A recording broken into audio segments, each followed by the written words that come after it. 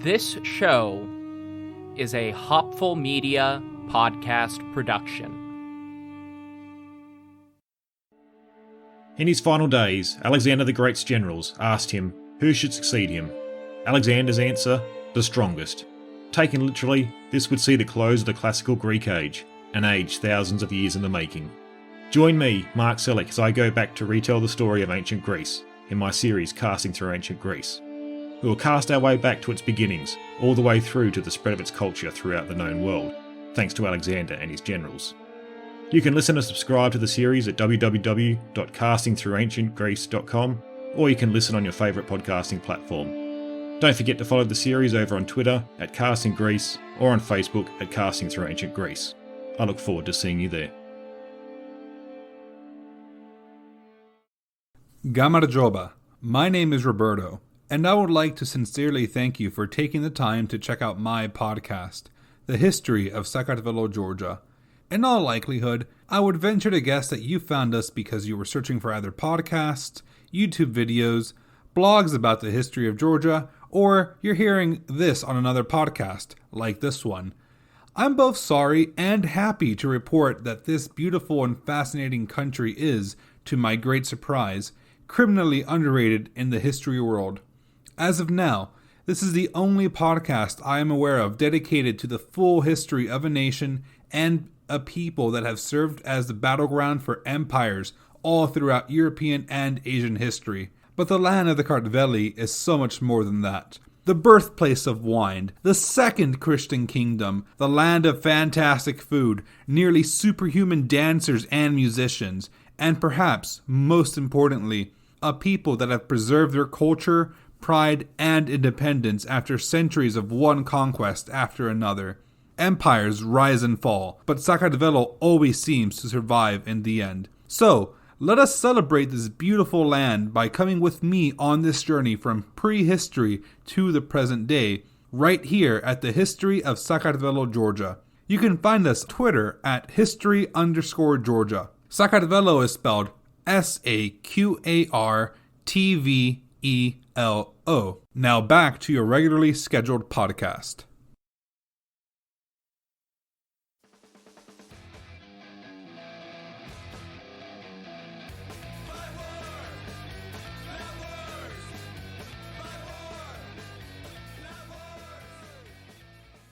Hello, everybody. This is Trevor from the future, welcoming you to America Secret Wars, your podcast about all of the times the United States used military force that have been forgotten, buried, and covered up. This is part 2 of our episode on the Trieste crisis of 1946, so go listen to part 1 if you haven't already, and if you're ready to listen now, join me with Roberto and Brendan from the History of Saqartvelo Georgia and Tsar Power podcasts.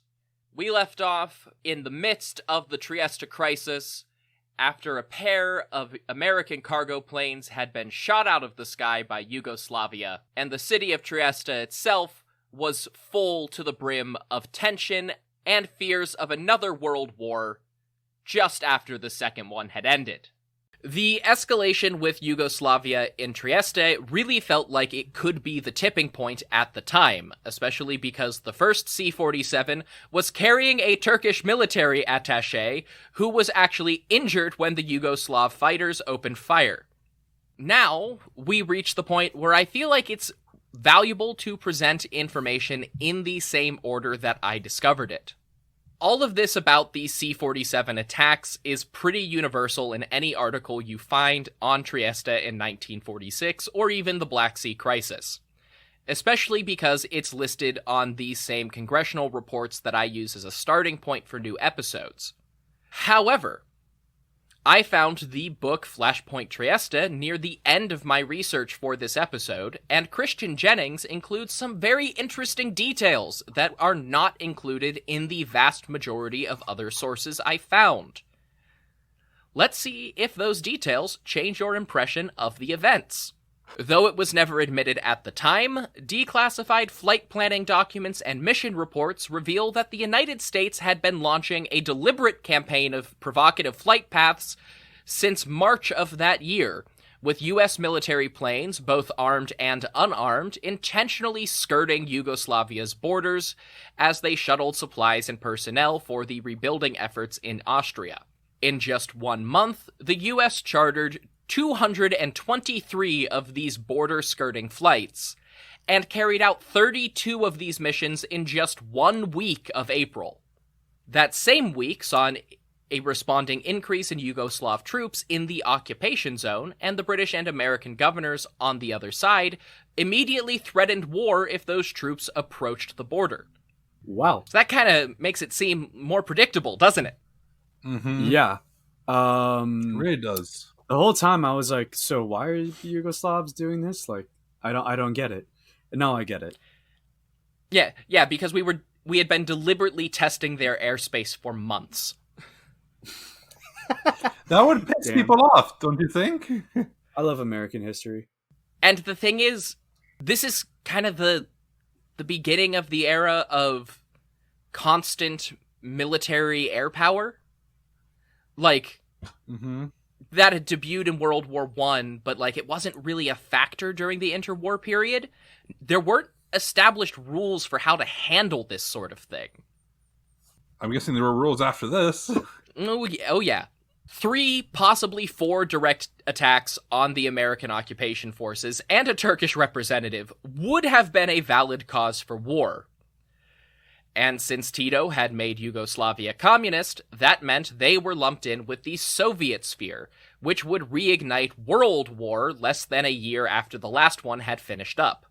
The first Yugoslav attack had provided a justification for Truman to order a destroyer group into the Mediterranean, and in response to the second attack and the Vergarola explosion, he deployed 10,000 additional ground troops and anti-air defenses along the Morgan Line, as well as 30,000 to the Yugoslav borders with Austria and Italy.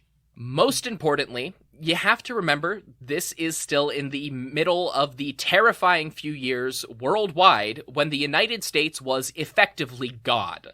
In 1945, we revealed to the world that American scientists had learned to split and weaponize the atom, creating bombs that could blast whole cities to dust and firestorms within seconds.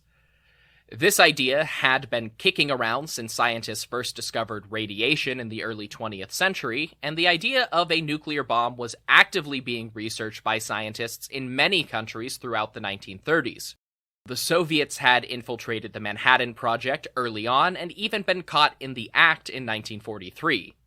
They even managed to steal the blueprints for the Fat Man nuclear bomb used on Nagasaki, but the USSR hadn't put their resources into that project during the war.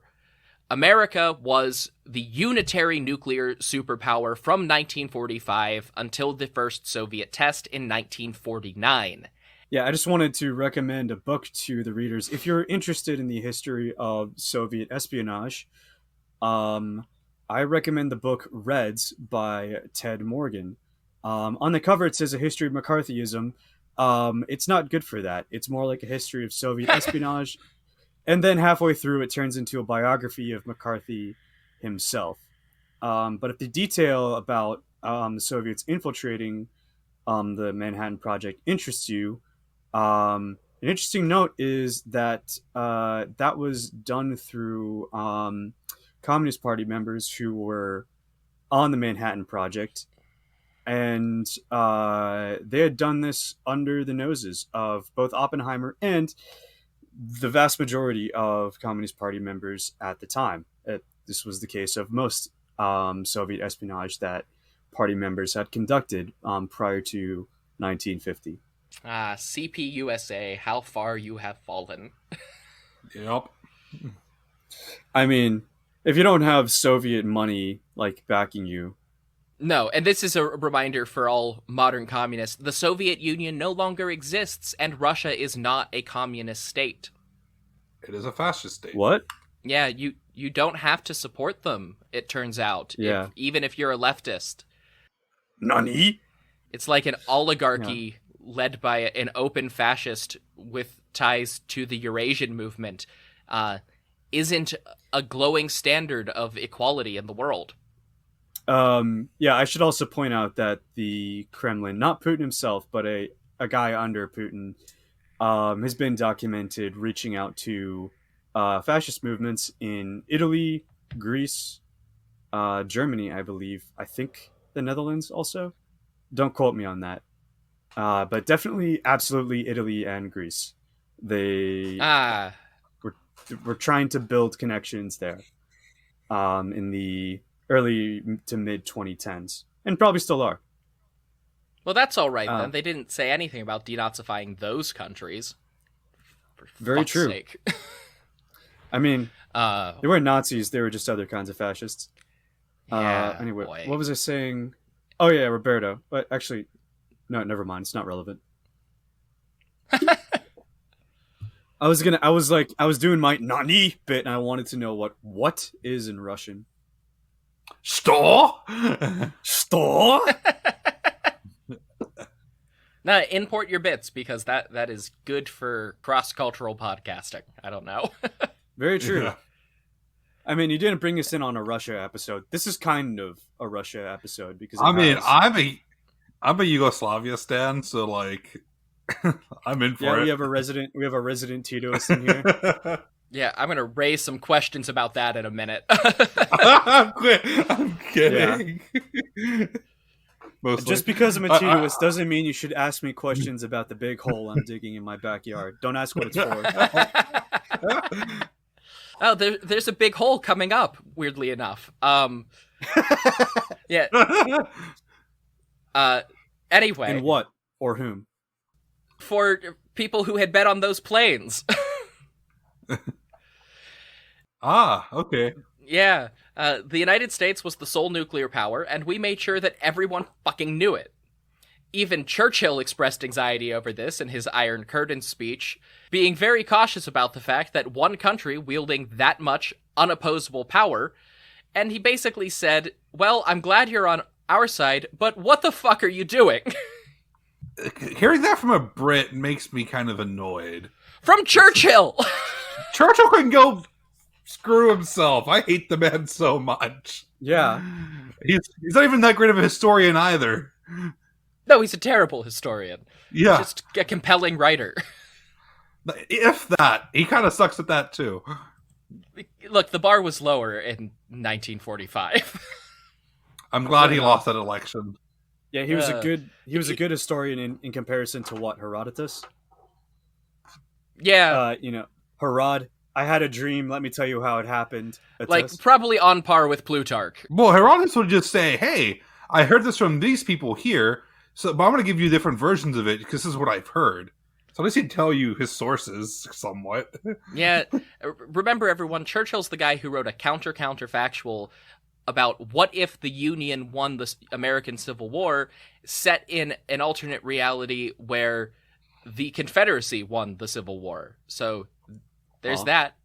He also almost started World War III during his second term as prime minister. Of course. And is the reason that the United States couped Prime Minister Mossadegh in Iran. So that's fun. Oh, yeah. They did do that. Yeah. Uh-huh. That'll be an episode someday. It's kind of hard to keep track of all of the American coups. Hence the necessity of this podcast. They're like their own whole subgenre. Anyway. The public on both sides of the Iron Curtain genuinely thought the United States was about to nuke Yugoslavia before opening full-scale war against world communism, but this time with superweapons. This was heightened even further by the establishment of U.S. Strategic Air Command in Dahran, Turkey, which signaled that American air power was positioned to be within range of the USSR at all times.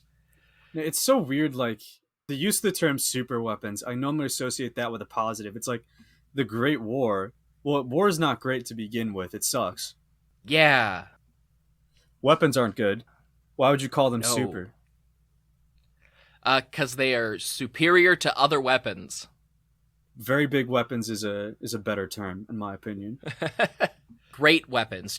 I think we should go back to the Greek and Latin style of just using great for everything Yeah. that's big or large or important. Boomius Maximus. Yes. Shootiest There we Maximus. go. New name for nukes. Boomius Maximus. Boomius Maximus. Boom. But it has the little water drop sound every time you boosh. Well, massive mushroom cloud. It's a water drop sound. The Soviets countered the threat of Boomius Maximus by deploying troops within striking distance of Turkey's borders in Bulgaria and the Caucasus republics. And frankly, if this were happening 2 or 3 years later, when the Cold War was more set in and or elections were on the line, or if FDR had died before being reelected in 1944, we might have done it. But in 1946, President Truman was desperately trying to de-escalate tensions over the Black Sea and avoid another war. I will talk about the Black Sea crisis and Western fears of Soviet domination over, quote, the whole Near and Middle East, as Truman worried at the White House in a August 15th briefing. But safe to say, he leveraged his response to the Trieste crisis as a tool in the Black Sea. In reality, the U.S. government was more frustrated by Tito than anything else. He was distracting them from the bigger picture, and more importantly, being deliberately provocative at a time when neither the U.S. nor the USSR had the bandwidth for some third-party asshole trying to start war without their permission. Especially because, in the American point of view, Tito was being completely unreasonable. He was demanding a strict policy of no Allied planes over the Yugoslav occupation zone, which the Allied occupation was perfectly happy to agree with, but in a press conference on August 20th, Acting Secretary of State Dean Acheson, who's his own bizarre can of worms that we do not have time for, had this to say.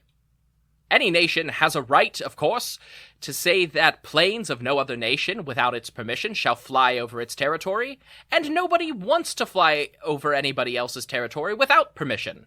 But as we have constantly pointed out, in flying you get lost, particularly on borders.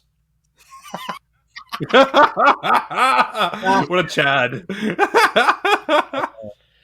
And yeah, Chad move right we there. got lost. that's completely true. It's 1946, air navigation was not an exact science, and international borders are very small lines to keep track of from several thousand feet in the air, especially when those borders are brand new.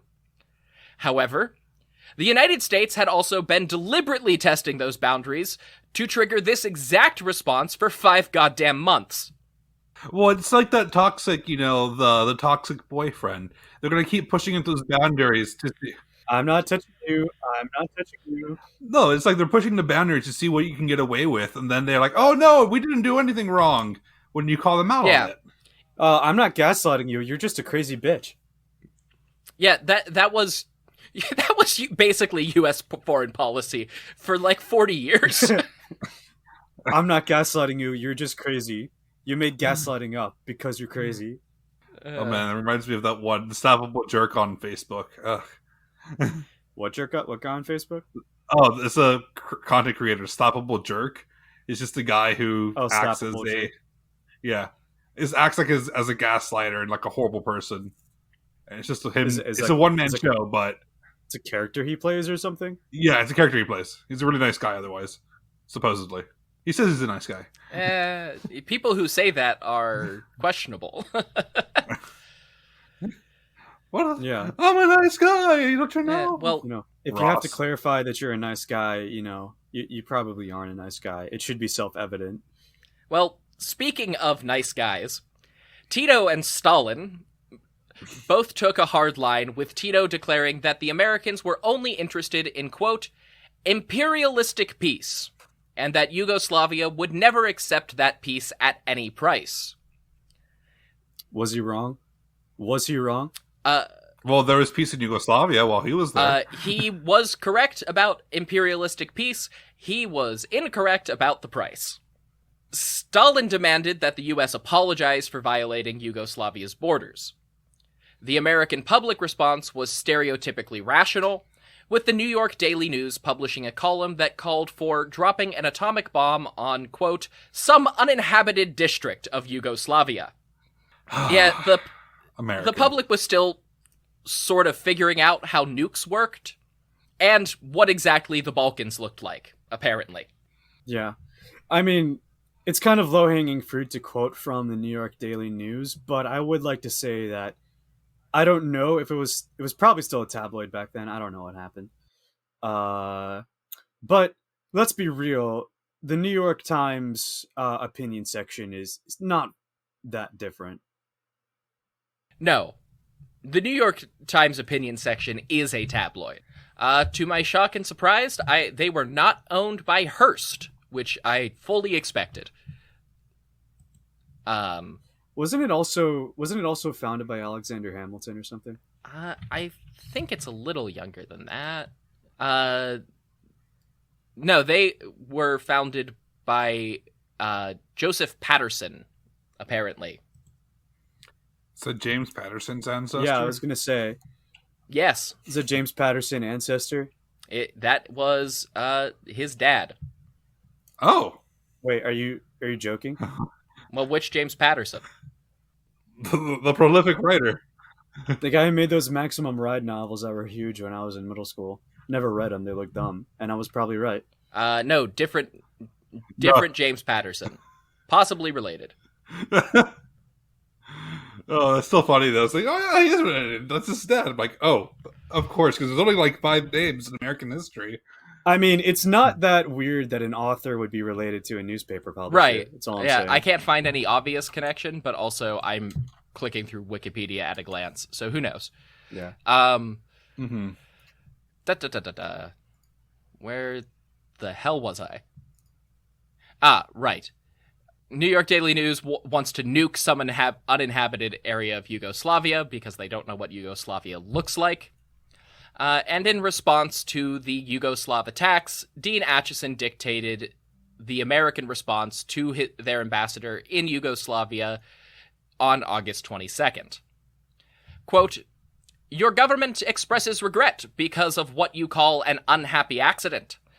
Your government is aware that it was no accident.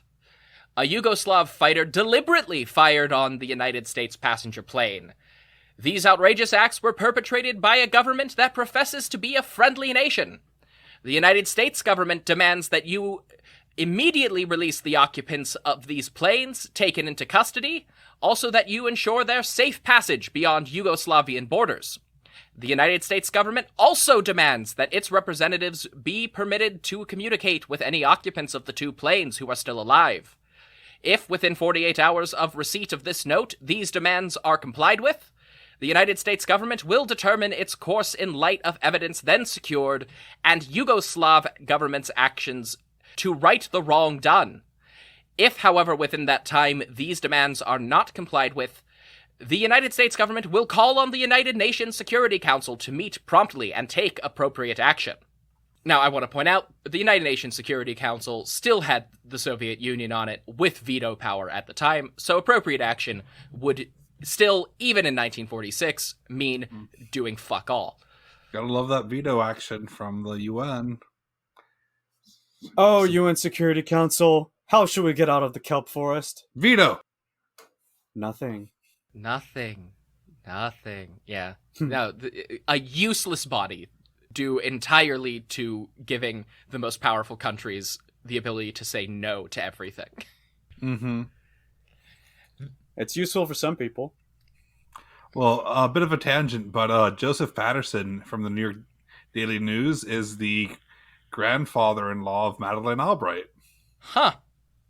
Yeah. I forget who that is. I don't pay attention. I know her name. I just forget what she has done. I think she's Secretary of State. I assume she's like some publishing magnate.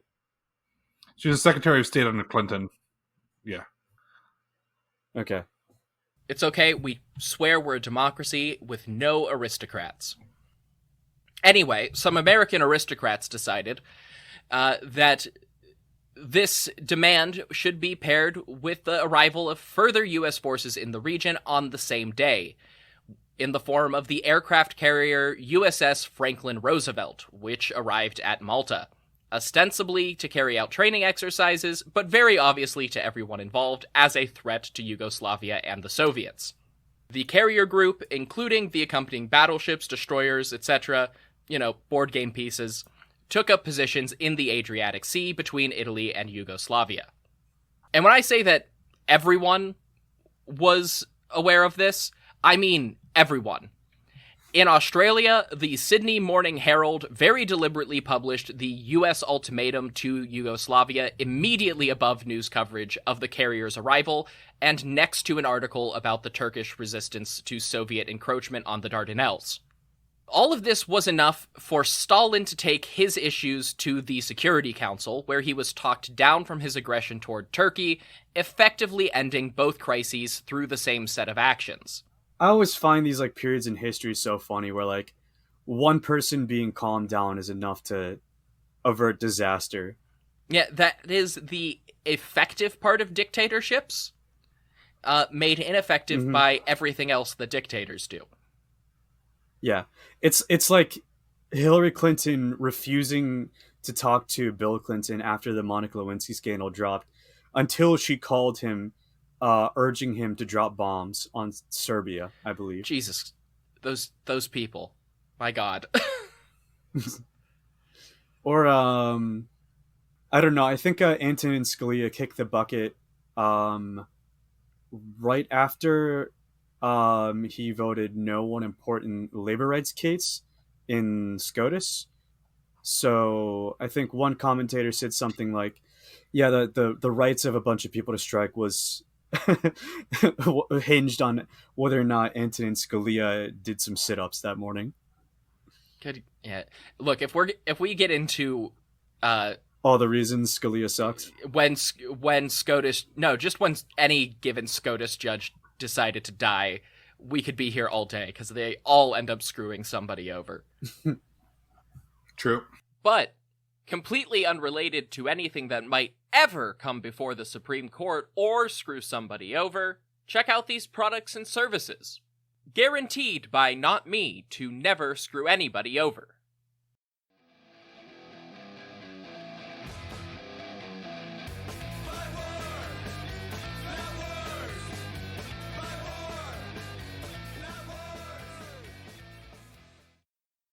You are listening to the History of Persia podcast. And as we've been hearing from Trevor, the history of the Persian Empire is a story of Persian domination of much of the Middle East and Central Asia. But this was not the first time these lands were conquered, and it would certainly not be the last. I don't want to give too much away, but in the year 329 BCE, the important Persian city of Samarkand in modern-day Uzbekistan was conquered by some guy by the name of Alexander. But what's interesting about this city is that about 1700 years later, this same city, Samarkand, would be the glowing capital of an empire forged by a man known as Timur, or Tamerlane, or simply Timur.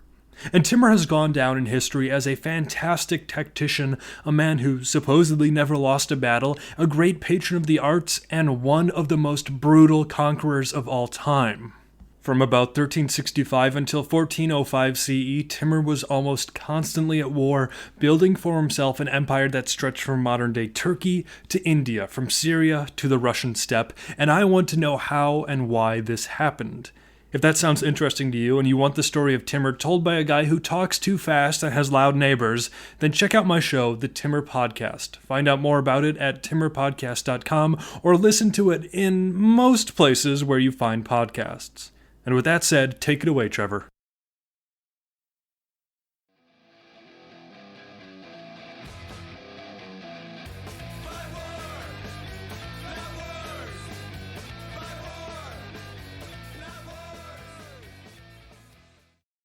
Anyway, the withdrawal of Soviet support forced Tito to negotiate as well, and after meeting with the American ambassador and looking at the sudden influx of American air, land, and sea power surrounding his country, he backed down, agreed to release the hostages, and exhumed the bodies of the airmen who had been killed in the attacks from the mass grave where they had been buried. Told you there was going to be a big hole. Tell us something from the... He also agreed to pay $150,000 in reparations, which is about $2.3 million in modern money. He followed this up with a statement on August 31st saying, I have issued orders to our military authorities to the effect that no transport planes must be fired at anyone, even if they might intentionally fly over our territory without proper clearance, but that in such cases they should be invited to land, and if they refuse to do so, their identity should be taken, and the Yugoslav government informed hereof so that any necessary steps could be undertaken through appropriate channels. This was actually an extremely important series of responses from Tito, not just for Trieste, but for the world in general. International flight was still relatively new, and the Trieste crisis set the precedent for dealing with unarmed aircraft incursions under international law. You don't shoot down trespassing planes if they are not a threat. You can force them to land.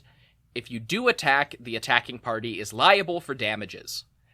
Of course, the shit still happens, and in a post-9/11 world, you can get away with a lot more on the international stage for anything that has to do with a plane. But by and large, this is still the framework for how these sorts of things are supposed to work. And that was kind of the end of the crisis in Trieste. In January of 1947, the occupied zones of the Venetia Giulia officially became the free territory of Trieste. Elections were held in both occupation zones to establish nominally independent local governments, with communist representatives winning in the south, and pro-Allied capitalists winning in the north. Somewhat predictably, as their elections were being carried out under foreign occupation.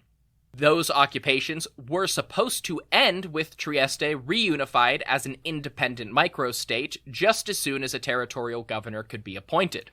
However, under the UN declaration that created the Free Territory, both sides of the occupation and all members of the Security Council had to agree on candidates for governor, and Stalin vetoed every single candidate that came up because they were not exclusively pro-Soviet. This went on for years, with the two occupation zones far outlasting their mandate because Stalin, and Tito to a lesser extent, wouldn't compromise on Trieste. And by then, the Truman Doctrine had become U.S. policy. The Truman Doctrine was an unofficial guiding ethos developed by President Harry Truman and formalized into official U.S. policy with the help of Dean Acheson, that held that the United States could not allow communism to spread, because the further it spread now, the further it would continue to spread later.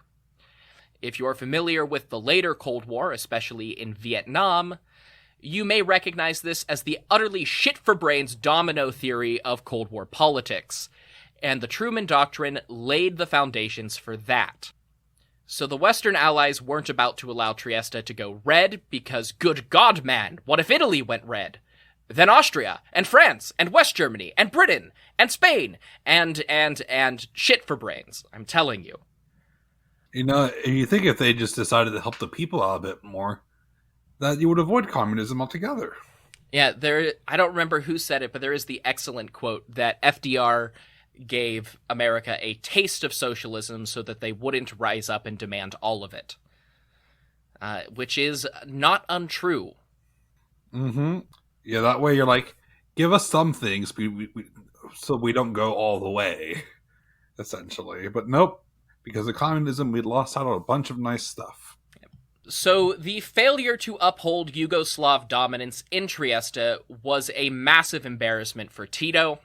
He had made supporting both communism and the Slavic peoples of the Venetia Giulia a cornerstone of his international policy, and Stalin withdrawing support over that kneecapped Tito's ability to demand any further concessions from the Allies.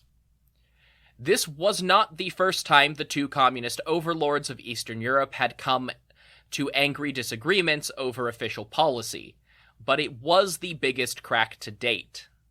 During the war, Tito, then leading partisan resistance, had requested help from the Soviet Red Army. You will probably recognize World War II as a point in time when the USSR did not have any extra help to give, and Tito only received token assistance from the communist power to his east. That was compounded by the issue that, since Stalin really needed to be stingy with his supplies, any Soviet assistance came with a bunch of strings attached. whereas the British and Americans were basically willing to throw military equipment to anybody who pinky promised to use it on Nazis, which, frankly, is how Stalin was also getting most of his weapons at the time. See the Lend-Lease partnership. So, Yugoslav communist partisans liberated their country from a fascist occupation more or less without the aid of the wider communist bloc. But that didn't stop Stalin from complaining the whole time, especially by saying that Tito and his partisans were using too much communism in their imagery and propaganda. Huh? Yes, the Soviet Union thought that Tito was too much of an open communist. Lol. I mean, is this before or after Stalin tried to assassinate Tito? Before. That comes right at the end of this episode. Oh, perfect. There was actually some validity to this, from Stalin's perspective at least. Everyone knew that once fascism was defeated, communism would be the next big target ideology from the West. And Stalin didn't want Tito's personal fanaticism to compromise Western aid to the Soviet bloc. Tito said, fuck that, the Western powers are the ones giving me guns. Which is also fair. True. After the war, the rift continued to widen. There's obviously the issue of Trieste, but on a fundamental level, Tito was a very different sort of communist from Stalin. Titoism, the ideology we've been referencing throughout the episode, was Yugoslavia's signature brand of leftism by rejecting the USSR as the sole font of communist ideology. In fact, the major ideological divide between Tito and Stalin was the idea that communism even needed a single guiding superpower in the first place. Where Stalin saw himself and his country as absolutely necessary to spread communist influence, Tito was adamant that communist countries should not have to bow to the whims of the Soviet Comintern. And since Stalin hadn't done much to help Tito, the Yugoslav dictator was the only significant leader in Eastern Europe that didn't owe his position directly to the Soviets. He was kind of a European Mao, and like Mao and the Chinese communists a decade or so later, Tito began to split away from Stalin's influence. Stalin cut a deal with Churchill not to interfere in Greece, but when Greek communists launched a civil war, Tito supported them despite Soviet protests. Heavily informed by Yugoslavia's origins as the Slavic nation-state in Europe following World War I, Tito wanted to form a federal union between Yugoslavia and Bulgaria. Stalin greatly preferred that Bulgaria remain nominally independent as a Soviet client state, in part because it gave their bloc an additional seat in the UN.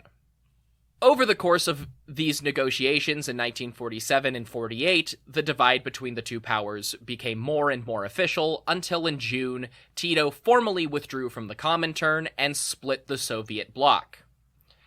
Of course, he was still an adamant communist, but this split allowed him to explore alternative forms of communism, adopting a policy of placing Yugoslavia above all else in his socialist policies.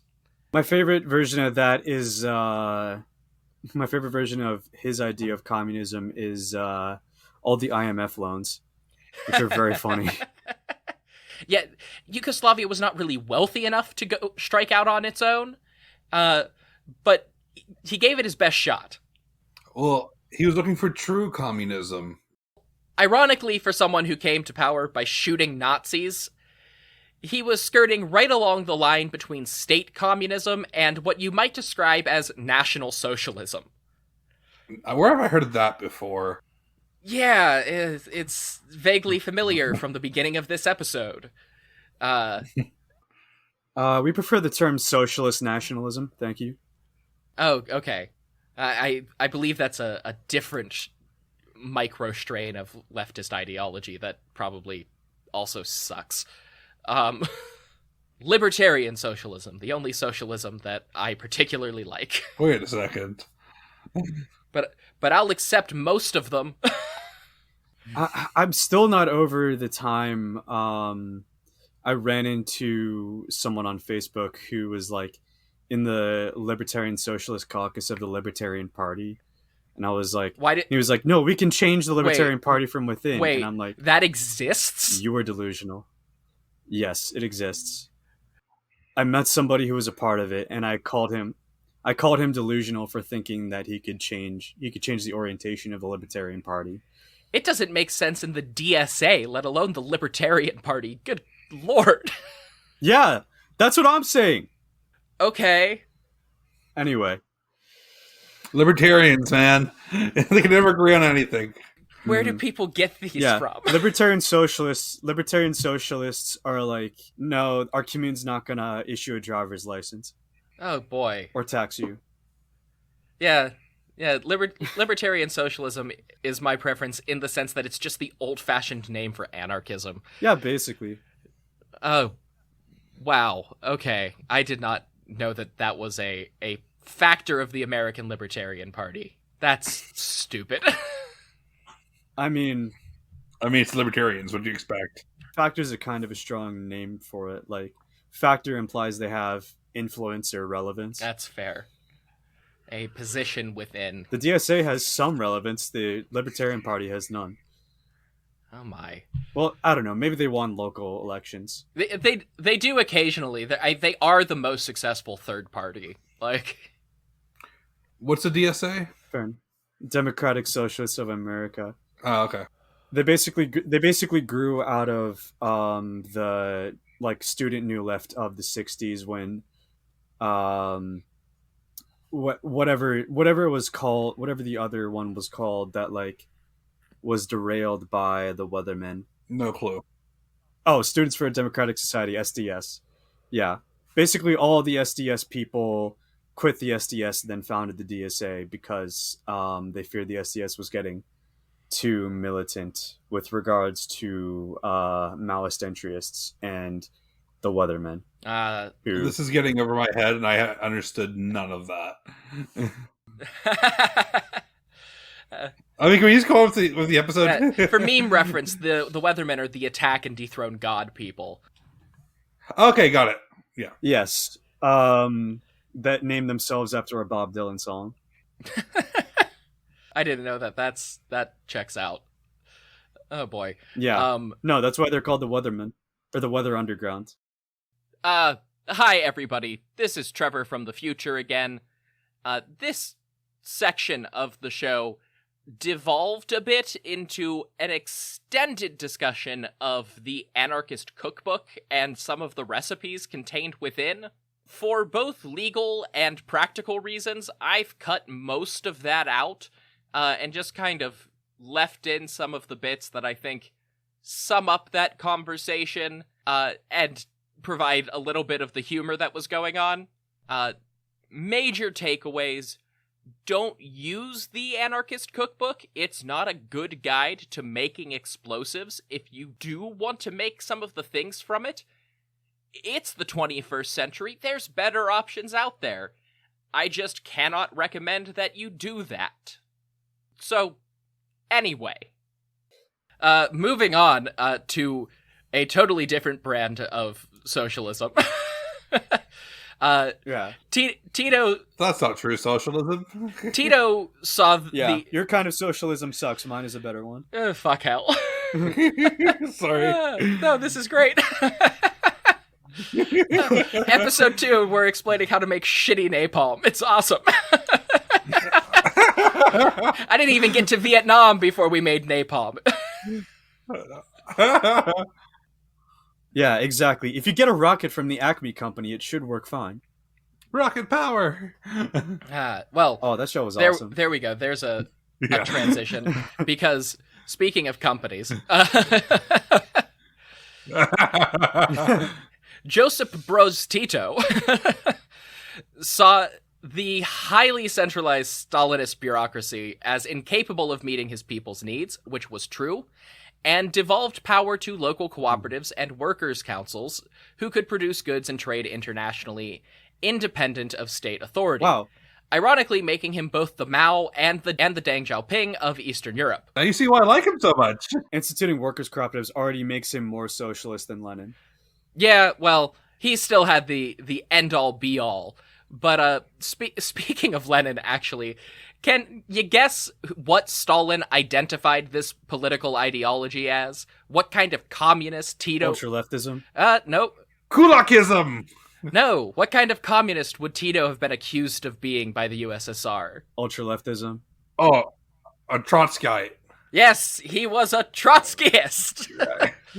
Okay, so I was confused because you brought up Lenin, and I know he wrote that polemic against ultra-leftism, so I said, oh, it must be ultra-leftist. Oh, no. No, just, calling him a trot. Just because... Which I also consider an insult. If you call me a trot, I will kick your ass. Well, you are a trot. We're no longer friends. But no, anyone who doesn't love Stalin but isn't capitalist must be part of the grand international schemes of Leon Trotsky. Isn't Trotsky dead by this? Oh yeah, at this point he'd been dead for 8 years due to an acute case of ice pick to the brain that he caught from Stalin. Yeah. Also, the Frida movie is a lie. He never had sex with Frida Kahlo. Ah. Unfortunately. Poor bastard. It would have been really interesting if that was true, but it's not. That's just a rumor. No. Eventually, all of this led to Tito becoming a founding member of the non-aligned movement and the movement's first general secretary. Point out that Tito was a fucking monster. Anti-communist dissidents, anti-Titoist ideological dissidents, people who annoyed him, and anybody of even vaguely German or Italian ancestry in Yugoslavia was fair game for being disappeared or murdered by the state police. And Tito's word was law for his country just as much as Stalin's was for the USSR. From the last years of World War II onward, Tito carried out an ethnic cleansing of the German and Italian populations of the Balkans that had lived there for centuries. Specifically, a long-standing Germanic population called the Danube Swabians, who were the victims of outright genocide under Tito's 1944 national decree, which stripped anybody of German origin of their citizenship and civil rights, dispossessed them of property, and provided the framework for mass execution and deportation to Russian gulags, or local gulags. What is it with these people in 1940s just mass killing each other and being genocidal? Is there like lead in the paint or something? It wasn't just the 19... Yes, there was lead in the paint. And the gasoline. It wasn't just the 1940s. Rest assured. Yeah. Now, genocide will not stop being a factor of Balkan politics. I think I can just put the period there. I mean, you're not wrong. These policies also included kidnapping German children to be raised in state homes or fostered by Serbo-Croatian communist families. Oh, like in Ukraine. Yeah. Yes. Which I want to point out, it meets the UN definition of genocide. Yes, that is... This also happened with residential schools in the United States. Yep. Yeah. And Canada. Deliberately erasing the culture of an ethnic group by forcing children to assimilate into the dominant nationality is a form of genocide under international law, which had just been established at this point. They had just hung the Nazi high command, and Tito was actively committing genocide against Germanic populations in his country. Well, weren't the Belgians also dealing with a bunch of the Congo stuff too? Oh, absolutely, yeah. The hand economy of the Belgian Congo. Wait, that was in the 40s? I thought that was in the 19th century. It started in the 19th century. No. They were still down there. Okay. Yeah, they were still going on until like the 50s. What? I didn't know that. Yeah. Basically until Belgium relinquished control of the Congo. Jesus Christ. Yep. Okay, I'm getting flashbacks to severed hand photos that are everywhere if you Google this. Europe in the early 20th century. Great fucking place. But if you want to learn about the potential to visit or talk about other great places, products, this was the best spot I could come up with for this one, and I apologize to everybody.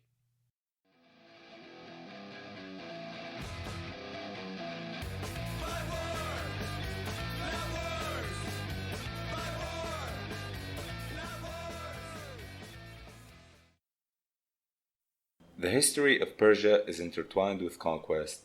It began with conquest, when Cyrus, king of a small city called Anshan, set out to build the greatest empire the world had ever seen. In a series of stunning campaigns, he achieved just that, becoming one of the greatest conquerors in history, and basically started Persian history. After all, you don't get the title the Great for nothing. But he wouldn't be the last great Persian conqueror. Other Persian rulers like Darius the Great, Mithridates I, and Ardashir I would go on to become great conquerors on their own, establishing their own great empires and legacies. If you want to hear their story, and the stories of other great conquerors, many of whom are far less famous despite their great achievements, join me, Ramzi Shalah, on my podcast, The Conquerors Podcast, available on all platforms you listen through.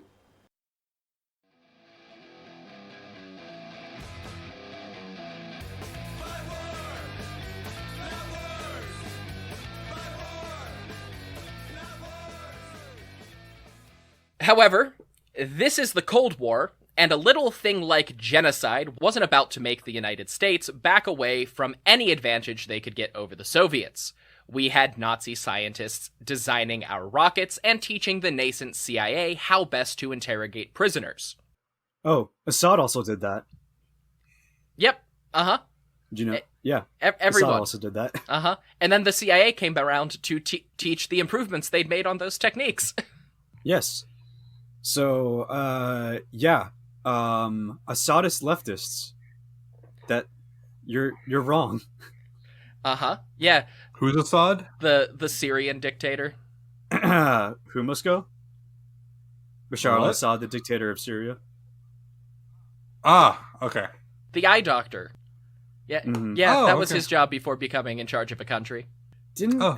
Wasn't there something where like he and his wife love romantic comedies or something? Yeah, that was a thing when they were briefly trying to find a way to humanize him at the beginning of the Syrian civil war. I'm sure it's true. Dictators Okay. have taste in media just like everyone Well, else. Yeah. I mean, Stalin loved westerns, and who can blame him? So did Hitler. Yeah. Hitler, big fan of American westerns. You know, maybe this probably says something about like authoritarianism and the appeal to the conquering and the civilization of the West that's depicted in westerns. But let's not get into it. Uh-huh. We are nearing the last paragraph of this script. We'll trudge there eventually.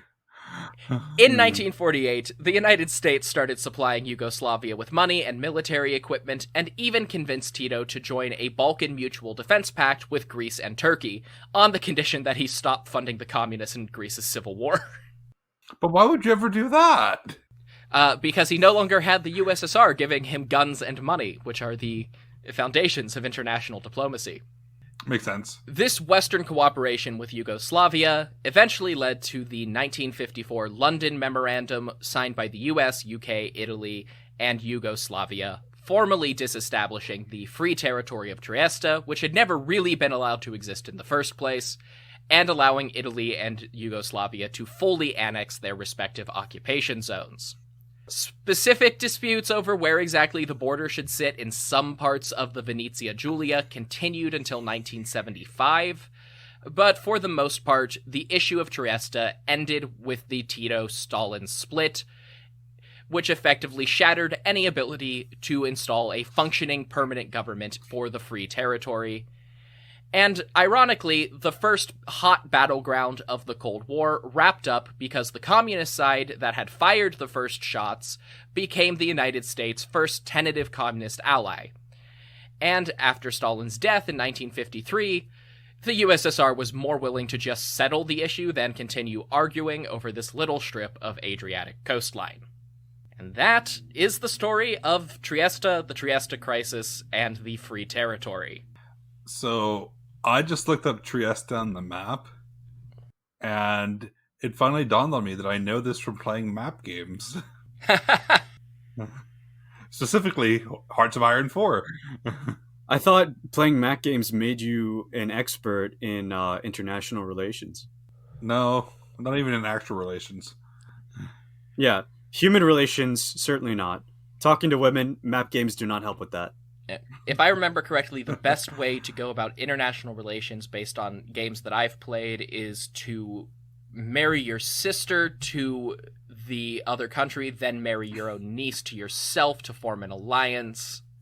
Or maybe I just pick the Zoroastrian religion in Crusader Kings too often. I think so, buddy. Except I play typically as, I typically play as Spain, so I get a lot of the same things, anyways. Can you roleplay the Reconquista in? Yeah. In yes. That? Yes. Ah, what a good thing to roleplay. I mean, I would say that's fun, but it's not really fun. It's not really roleplay, but you can pick decisions. Let you do the Reconquista. All right, so we're putting Roberto on record as pro Reconquista. I mean, I have Spanish descendancy. Yeah, you are Cuban. Let's look at how Spain ended up with that one. I would be happy to talk about Cuba. Cuba, future friend of the show. For which event? All of them. Yeah, most of the island's history. Yeah. At least post the U.S. But what did you guys think of the first battle of the Cold War? I thought it was a very interesting look, because this is something that I really don't think about, because it's like, oh yeah, it's just Joseph Broz, doing stuff, and it's like, oh, Trieste, who cares about that tiny island? It's a vacation place. I found it very entertaining. The detail that America was just deliberately skirting the borders to try and trigger a military response from Yugoslavia is like, it's just very funny, to be honest. It's just a very comical period of history. So on brand for the U.S. Cold War that it's almost surprising to see it so early. So what I'm hearing is the U.S. is sending people across the Yugoslavian border. They're not sending their best people either. Yeah. They're sending pilots. They're sending Turkish diplomats. Let me tell you, they're sending pilots. These planes don't even have guns.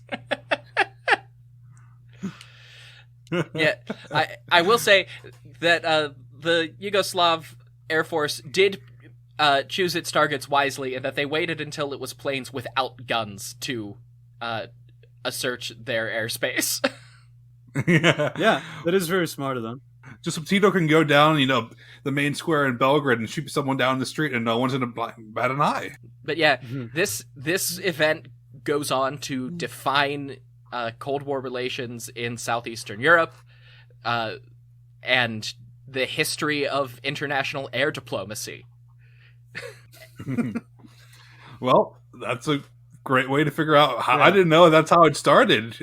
So basically, The world's deadliest game of I'm not touching you, I'm not touching you. air diplomacy started because of Joseph Yes. Tito Broz. That is accurate. Yeah. We were the good guys and it was their fault. Got it. Okay, cool. Yeah, definitely weren't trying to provoke this the entire time. Admittedly, like, all of the incidents where anybody shot at one another were Yugoslavia shooting at Americans. Or offering alcohol to a Gurkha. That is such a bizarre story. It's not even super relevant to the Yeah. episode. I was just like, well, I can't pass this up because... Oh no, I appreciate those stories Yeah. so much. I'm like, yeah, then a Gurkha beheaded someone. What? I didn't know Yeah. Naples had Gurkhas. We can't pass up the story of the friendliest person in the British Army. Yeah, one of our chaps has beheaded a man. Just picture the look on Norden's face getting that news. Like, Oh, someone just beheaded someone. Bit of a bother, really. middle of the night, the bars are closing, sergeant's in bed, and one of his majors comes in and is like, we have a problem. Sir, we have a problem. What? Oh, it's a bit of a bother, really. Yeah, that is Trieste. That is our first Cold War episode, which will account for approximately 30% of all episodes of this show, I assume. Do you guys want to plug your stuff? Yeah, Brendan, do you want to plug Tsar Power and I'll plug Georgia? Yes. Roberto and I are the hosts of Tsar Power. We rank all the Russian rulers from Rurik to Putin to see who gets to party it out in the Kremlin and who gets sent off to the Gulag. We just covered, what was it? Was it Yaropolk II? Was it? Yep. Yeah, we just covered Yaropolk II, and that puts us about the year 10 or 11 something. 1139. Yeah, the year 1139, where there was some shenanigans regarding. Well, I mean, it's pretty much the whole podcast, but there was shenanigans regarding who was going to be in charge of the city of Kiev and or Novgorod. Which the most interesting thing for a while happened. The city of Novgorod was no longer ruled by the Grand Prince of Kiev. They became independent, so to speak. Yep. And I run the History of Saqartvelo Georgia, which is a podcast that looks at the history of the Black Sea nation of Georgia down in the Caucasus from their prehistory all the way to the modern day. We are returning for season 3 on January 14th. I don't know when this episode's coming out, so this will probably date that. But there's fantastic episodes. We have one, if you're listening to Trevor, you probably heard his History of Persia. There's one on Achaemenid Georgia, and we actually have an episode of Trevor on Zoroastrianism, so you should check those out. I forgot that I recorded that. Surprising amount of overlap between the history of the Persian Empire and Georgia, which I suppose, considering, geography, the neighbors, it shouldn't be that surprising, but I was not aware of that history, and it was fun to learn about. Also, fun fact, originally it was going to be the history of Georgia from prehistory to 2008, because Roberto didn't want to get banned from entering Russia by covering the Russo-Georgian War, but that kind of went out the window because of, a little skirmish. Everything. In the past, has it been 2 years or 1 year? 2 I years. forget. It's been the past almost 2 years. Yeah, was it February 2020? 2021? 2021. Right. Oh, right, yeah. So, little thing happened in the last 2 years, and that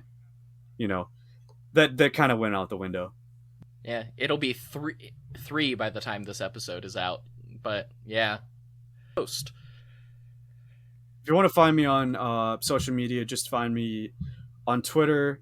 I'm not calling it X; it's Twitter at Foster_writing, or on Blue Sky at BrendanFoster.bluesky.bksy.social. Yeah, and then you can find links to all my projects there. You can find Tsar Power at basically on anything as Tsar Power Pod. Tsar spelled TSAR. And Georgia, you can find it as History_Georgia on most social medias. We are revamping the website, so that'll happen eventually once I can pay off the website fees. Yeah, get off Twitter. Yeah. Go somewhere else. Get offline. I deleted it from my phone, and I'm a happier person for it. But speaking of Twitter, if you want to follow me there, you can do that at History of Persia, or use that same username on other social media platforms, because I don't want to deal with extra Twitter accounts. They make me sad. If you want to follow and get more information about this podcast, you can go to hopfulmedia.com or secretwarspod.com.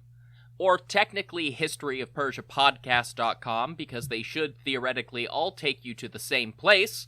And with that, I declare this episode done, just like the Trieste crisis.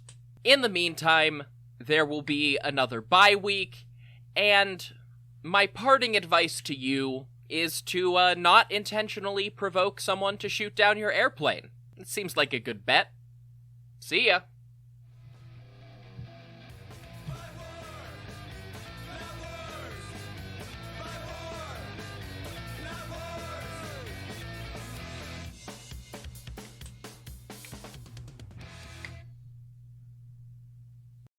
Gamarjoba. My name is Roberto, and I would like to sincerely thank you for taking the time to check out my podcast, The History of Saqartvelo Georgia.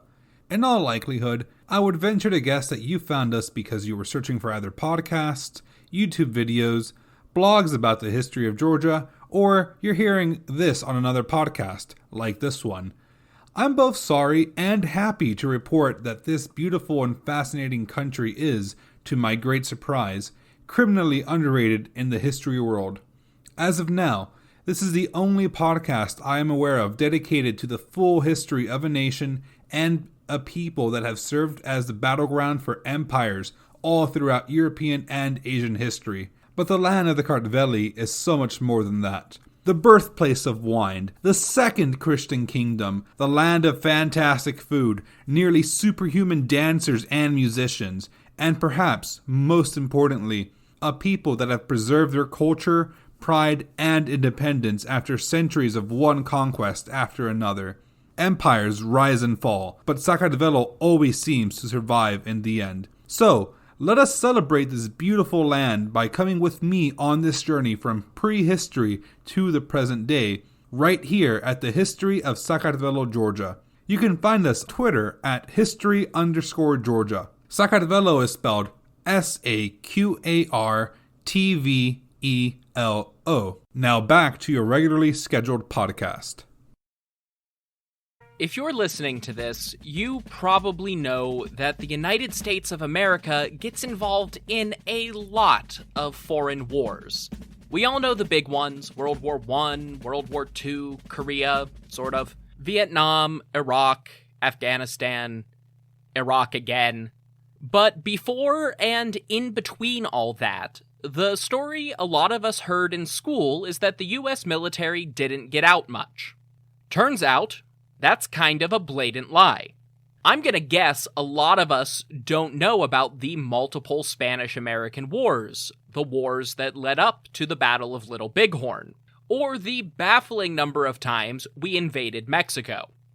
Odds are you've never even heard of things like the time the Marines invaded Taiwan or the Oconee Wars. I'm Trevor Cully, host of the new podcast America Secret Wars, where I am going to sit down with a guest in each episode and dive into the history of all the forgotten and overlooked times that the United States deployed military force against other nations. You can find America Secret Wars at secretwarspod.com on Apple Podcasts, Spotify, or wherever you listen to your favorite shows.